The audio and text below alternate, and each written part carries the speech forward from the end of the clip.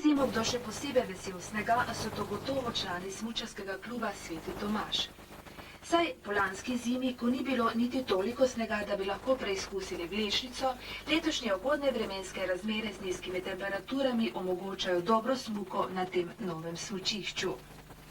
Med tednom je možna le nočna smuka, na zelo lepo osvetljenem smučišču med 17. in 21. uro. Ob sobotah in nedeljah pa vlečnica deluje tudi od 9. do 16. ure. Vlečnica je dolga 600 metrov, prepelje pa po 800 smučarjev na uro.